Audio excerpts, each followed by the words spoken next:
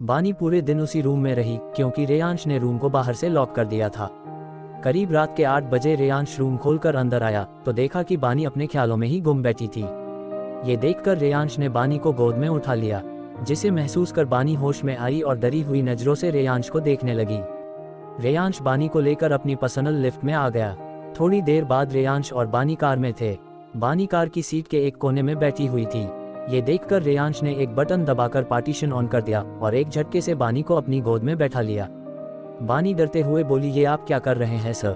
Reyansh devil smile करते हुए बोला, तुम्हें नहीं पता मैं क्या कर रहा हूँ? फिर बानी के कान में बोला, रिमूव योर शर्ट। इतना बोलकर उसने बानी के कान के पास प्यार से किस किया। बानी डरते हुए बोली, सर प्लीज ऐसा मत करिए। रेयांश गुस्से से बोला, मुझे अपनी बात रिपीट करने की आदत नहीं है। अब बानी के पास कोई ऑप्शन नहीं था, इसलिए वो धीरे धीरे अपनी शर्ट के बटन खोलने लगी और फिर धीरे से शर्ट उतारकर सर नीचे करके बैठ गई। रेयांश ने बानी का चेहरा चिन से पकड़कर ऊपर उठाया और बानी के होठों पर अपने होंठ रख दिए। ना चाहते हुए भी बानी को उसका साथ देना पड़ रहा था।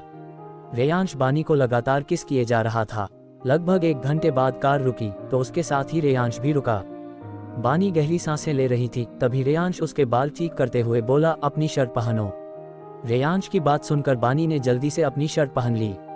फिर बानी कार से बाहर आई तो उसकी आंखें हैरानी से बड़ी हो गईं क्योंकि रेयांश का मैनसायन बहुत बड़ा था। बानी के लिए ये सब किसी सपने से कम नहीं था। चारों तरफ बॉडीगार्ड्स खड़े हुए थे और मैंशन जाने के रास्ते में गार्डन और बड़ा सा फाउंटेन बना था। रेयांश बानी का हाथ पकड़कर उसे अंदर ले गया। मैंशन के अंदर जाकर तो बानी और हैरान हो गई। पूरे मैंशन की थीम डार्क ग्रीन और ब्लैक कलर की थी। वही मैंशन में जितने भी नौकर थे सब अपने बॉस के साथ किसी लड़की को देखकर हैरान थे। रेयांश बानी को सीधे अपने रूम में ले गया, फिर उसका हाथ छोड़कर वॉशरूम चला गया। उसके जाने के बाद बानी ने अपनी मम्मा को कॉल किया। कॉल उठते ही बानी बोली, मम्मा। प्रिया परेशान होते हुए बोली, बानी कहाँ हो तुम? उद्धरण चिन्ह। इससे पहले कि वो कुछ बोल पाती उसे कुछ आवाज सुनाई दी जिससे बानी और भी ज्यादा डर गई और उसके हाथ से मोबाइल छूट गया। आवाज सुनकर बानी ने पीछे मुड़कर देखा। टेबल पर कुछ चीजें रखी थी जो अब नीचे जमीन पर पड़ी थी। उसे लगा था कि रेयांश ने उसे फोन पर बात करते देख लिया होगा, लेकिन ऐसा कुछ नहीं था। वो ये सब सोच ही रही थी कि तभी उसे अपनी माँ की आवाज फिर से सुनाई दी, बानी कहाँ हो तुम? कुछ तो बोलो, देखो मुझे बहुत घबराहट हो रही है। ये सुनकर बानी के आंसू फिर से बहने लगे। उसने जल्दी से फोन को उठाया और अपने आंसू कंट्रोल करके बोली, मम्मा मुझे आज रात ही काम के लिए शहर से बाहर आना पड़ा, मैं कल तक आऊंगी। उद्धरण चिन्ह। ये सुनकर प्रिया हैरान होते हुए बोली, पर बानी ऐसे रात को घर से बाहर रहना सेफ नहीं है। बानी ने कहा, मम्मा जरूरी काम है। प्रिया गहरी सांस लेते हुए बोली, अच्छा ठीक है। बानी बोली, मम्मा सोमांश कैसा है? प्रिया मुस्कुराते हुए बोली, ठीक है, और अब तो वो सो गया वरना तुम्हारी बात करवा देती। बानी हल्की मुस्कुराहट के साथ बोली, कोई बात नहीं, अब मैं फोन रखती हूँ। इतना बोलकर बानी ने कॉल कट कर दी। फिर उसकी आंखों से आंसू बहने लगे। तभी वॉशरूम से रेयांश की आवाज आई। रेयांश अंदर से बोला, बानी मेरे पास आओ। उद्धरण चिन्ह। उसकी बात सुनकर बानी डरते हुए वॉशरूम के गेट के पास आई।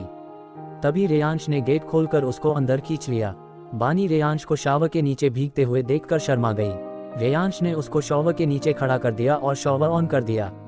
बानी ने शर्म से अपनी नजरें झुका रखी थी। तकरीबन 1 घंटे बाद रेयांश बाथरोब पहनकर बाहर आया। बानी भी उसके पीछे बाहर आई। बानी को देखकर रेयांश ने कहा, गीले बालों में तो तुम और भी क़यामत लगती हो। बड़ी फुर्सत से बनाया है तुम्हें ऊपर वाले ने, पर सिर्फ और सिर्फ मेरे लिए। रेयांश की बात सुनकर बानी ने अपनी आंखें नीचे कर ली। फिर रेयांश ने एक बेल बजाई तो थोड़ी देर में एक मेड खाने की ट्रॉली लेकर आई और ट्रॉली रूम में छोड़कर चली गई। बानी को सब कुछ बहुत अजीब लग रहा था, पर वो कुछ कर नहीं सकती थी। फिर रेयांश बानी के बगल में बैठ गया और रेयांश बानी के चेहरे को देखते हुए बोला, खिलाओ मुझे।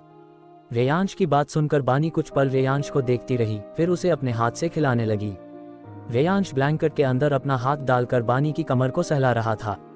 क्योंकि बानी कुछ कर नहीं सकती थी इसलिए वो चुपचाप बैठी थी। थोड़ी देर बाद रेयांश ने भी बानी को खाना खिलाया। खाना खाने के बाद रेयांश ने फिर से बेल बजाई और कुछ ही पलों में एक मेड आकर ट्रॉली ले गई। फिर रेयांश अपना बाथरोब उतारकर बानी के बगल में लेट गया और बानी को अपनी बाहों में खींचकर उसके बाल सहलाने लगा। बानी हिम्मत करके बोली, आप मुझे कब छोड़ेंगे? उसकी ये बात सुनकर रेयांश के हाथ रुक गए। फिर उसने बानी के बालों को अपनी मुट्ठी में पकड़कर उसका चेहरा अपने चेहरा के करीब कर बोला, अपने दिमाग से मुझसे दूर जाने का ख्याल निकाल दो, क्योंकि वो पॉसिबल नहीं है। उस रात तुम खुद मेरे करीब आई थी, पर अब तुम मुझसे कभी दूर नहीं जा सकती। रेयांश की इतनी गुस्से भरी आवाज़ सुनकर बानी डर गई और उसकी आंखों में आंसू आ गए। बानी की आंखों में आंसू देखकर रेयांश उसे डराते हुए बोला, मैंने तुम्हें रोने की इजाज़त नहीं दी, सो स्टॉप क्राइंग। उसकी यह बात सुनकर बानी बिल्कुल चुप हो गई। फिर रेयांश ने बानी को अपने सीने से लगाकर अपनी आंखें बंद कर ली। उसके सीने से लगकर बानी कुछ देर से सकती रही, फिर उसे भी नींद आ गई। क्या बानी रेयांश के कैद से आज़ाद हो पाएगी?